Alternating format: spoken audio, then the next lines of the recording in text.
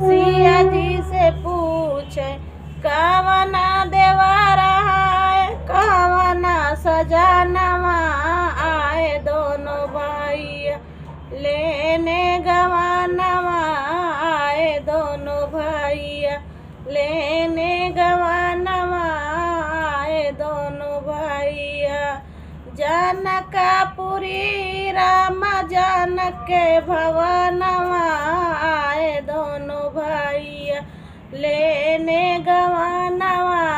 आए दोनों भैया हंसी हंसी सखिया हंसी हंसी सिया सखियन से बतावे गोरा देवरा है सावले सजनवा आए दोनों भैया लेने गवानवा आए दोनों भैया लेने गवानवा आए दोनों भैया जनकपुरी राम जनक के भवनवा आए दोनों भैया लेने गवानवा आए दोनों भैया लेने गवानवा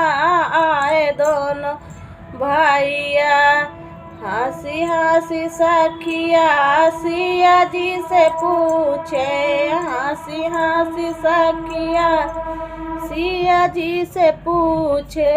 अब के गए कब होई है मिलनवा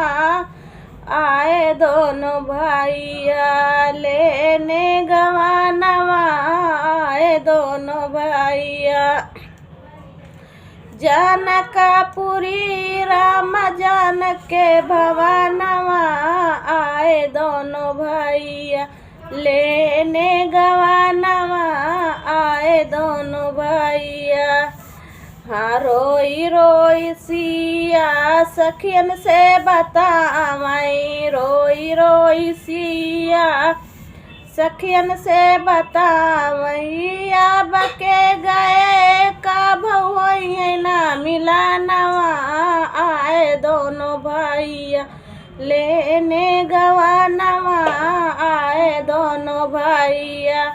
जनकपुरी राम जनक के भवनवा आए दोनों भैया लेने गवानवा